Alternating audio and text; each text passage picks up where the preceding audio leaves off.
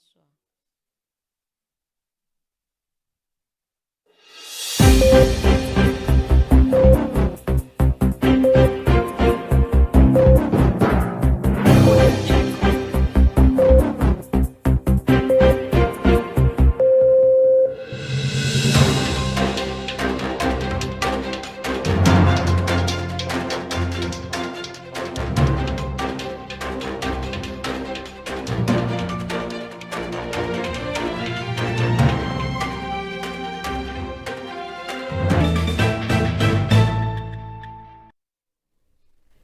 Vous informez notre devoir, mesdames, messieurs, heureuse de vous retrouver pour cette édition du journal. Le régime de Kinshasa vise le leadership du mouvement révolutionnaire AFC M23 ce dernier temps. Cela a été révélé à Goma le mercredi 11 mars 2026 lors d'une conférence de presse organisée par l'AFC M23 après l'attaque par drone ayant visé un quartier résidentiel en ville de Goma. Rigobert Bazungu pour ce reportage. Violation répétée du cessez-le-feu par le régime de Kinshasa visant les zones densément peuplées dans les provinces du Nord Kivu et Sud Kivu, la FCM23 soutient que les frappes par drone de mercredi 11 mars tôt le matin en ville de Goma, dans un quartier résidentiel, ont raté la cible. C'était au cours d'une conférence de presse co-animée par le coordonnateur politique du mouvement révolutionnaire Corneille Nangaa Yobel et ses deux adjoints, notamment Bertrand Bisimou, chargé des questions politiques, diplomatiques, administratives et juridiques, ainsi que Freddy Kaniki, ayant en charge les questions économiques, financières et de développement.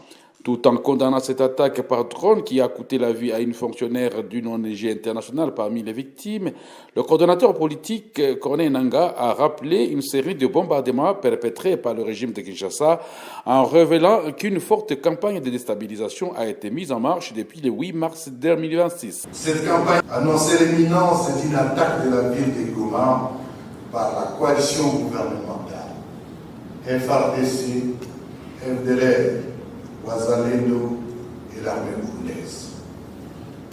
Des messages d'incitation des populations à quitter la ville affluent sur toutes les plateformes et des réseaux sociaux proches du régime, donnant à l'opinion internationale l'impression selon laquelle la ville de Goma était en train de se vider de sa population.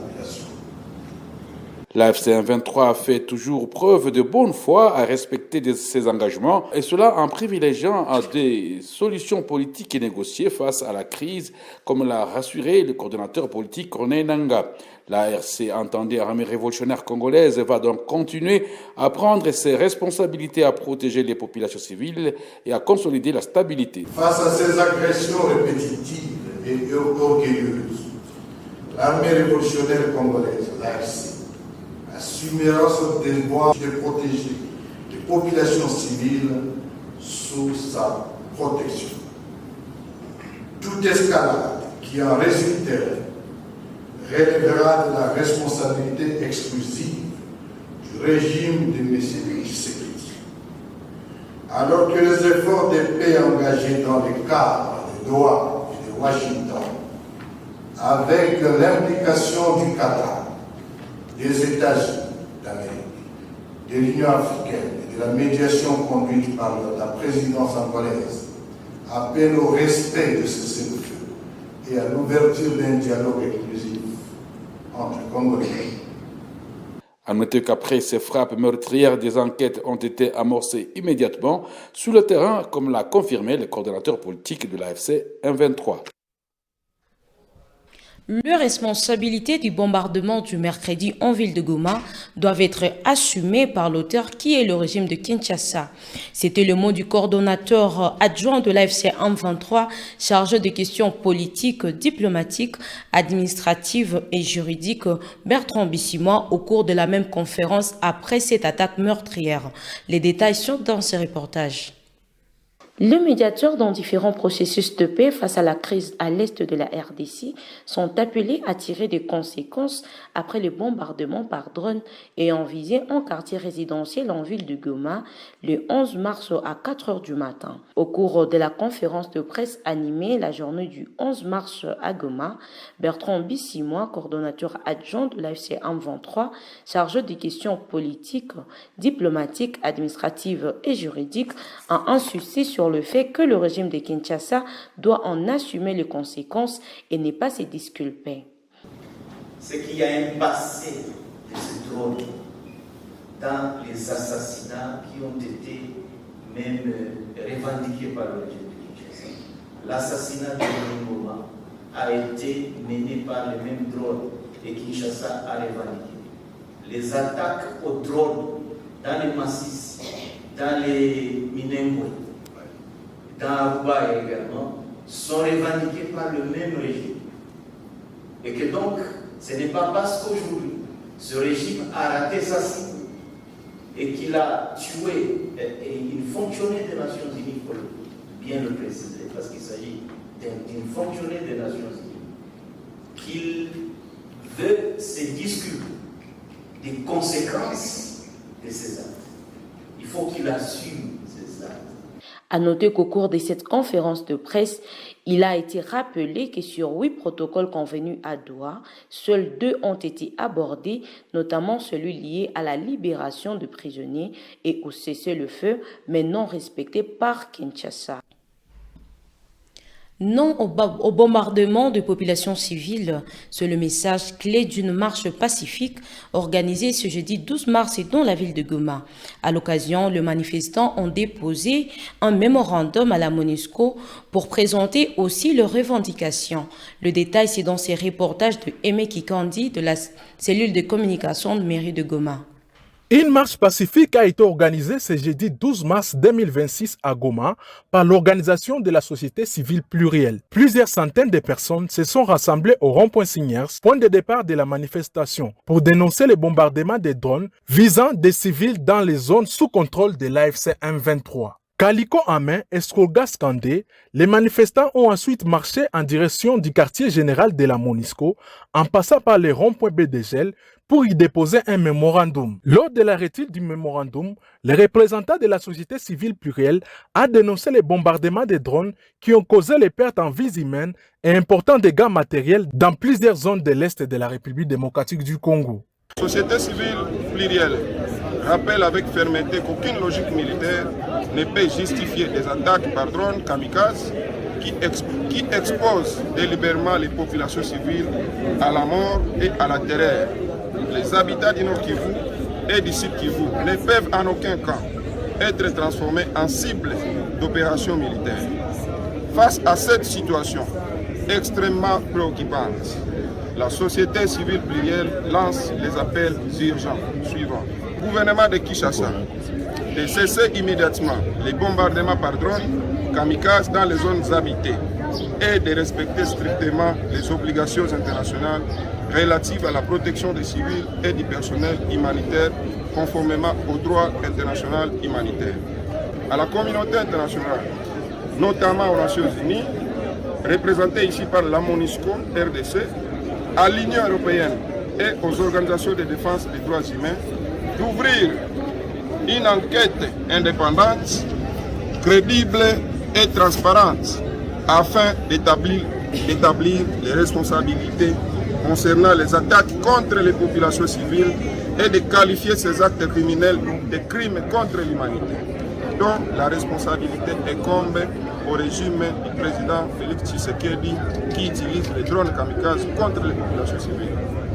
Aux organisations humanitaires et renforcer les mécanismes de protection et d'assistance aux victimes de ces bombardements.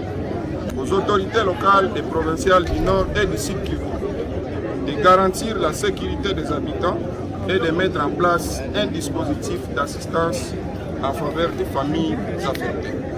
Parmi les manifestants, Sakina Djouma, leader des femmes du Nord Kivu, affirme que la population vivant dans l'espace libéré inspire avant tout à la paix et à la sécurité.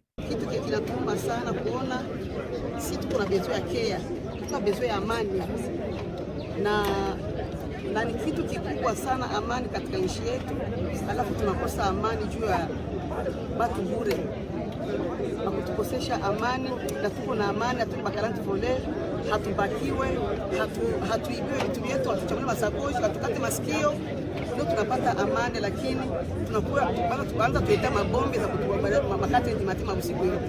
Sasa sisi tunataka amani na viongozi wakubwa bafuatilie ili swala la kwa tunakosa amani. Le mémorandum a été déposé officiellement auprès de la MONUSCO. Cette marche intervient quelques jours après des frappes de drones signalées à Goma qui ont notamment coûté la vie à 3 personnes, dont un membre du personnel humanitaire de l'UNICEF.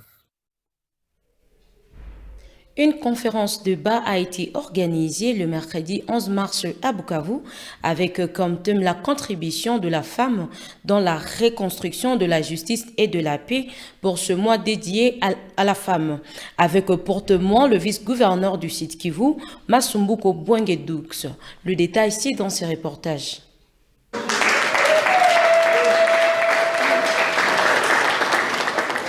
Le gouvernorat du Sud Kivu a organisé le mercredi 11 mars une conférence débat sur la contribution de la femme dans la reconstruction de la justice et la paix durable.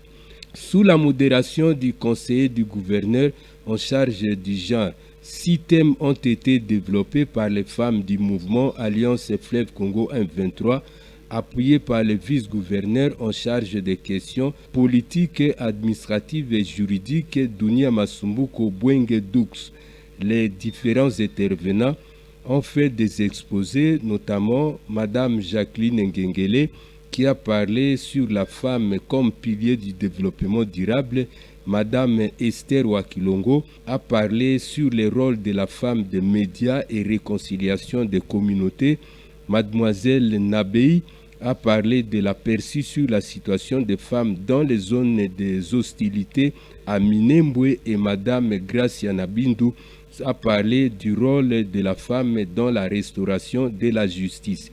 Et c'est le vice-gouverneur Dunia Masumbuko Bwenge qui a clôturé avec les éléments sur les causes profondes de la révolution de l'Alliance Fleuve Congo M23 et perspectives d'avenir. Nous venons de terminer cette activité qui s'ajoute sur l'activité du 8 mars parce que, comme vous le savez, nous sommes dans les mois de la femme. Aujourd'hui, il s'agissait d'une conférence débat que nous avons organisée aujourd'hui à l'intention des femmes. La conférence de ce soir avait comme objectif de bien vouloir communier avec les mamans, en fait de les expliquer certains rôles que devront jouer les femmes et que la femme ne doit pas se sous-estimer parce qu'elle est aussi une personne compétente, elle a des atouts, elle a les moyens et les possibilités pour faire face à l'homme, surtout dans le monde moderne. Comme nous sommes dans les mois de la femme, nous avons préféré organiser cette activité en fait de pouvoir expliquer tout cela à nos mamans. L'activité a été clôturée par le lancement officiel de la formation des coupes et coutures par l'Institut national de préparation professionnelle en faveur des femmes vulnérables, les femmes des militaires qui sont sur les lignes de front et les femmes des policiers. La formation vise à rendre autonomes les femmes, a précisé Dunia Masumbuko Bwenge-Doux. En second lieu, nous venons de lancer la formation en coupe couture en faveur toujours de la femme.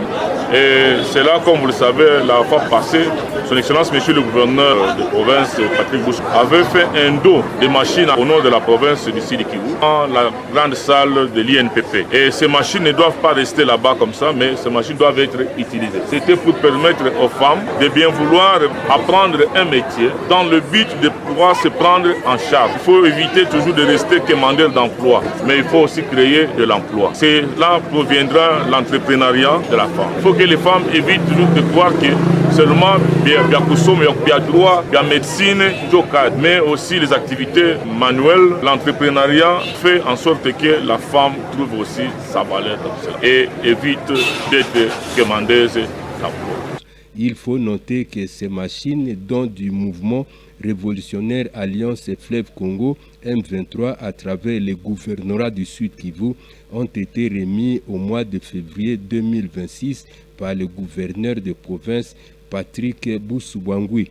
La conférence et débat a eu lieu dans la salle de l'auditorium de la femme à la beauté en commune d'Ibanda.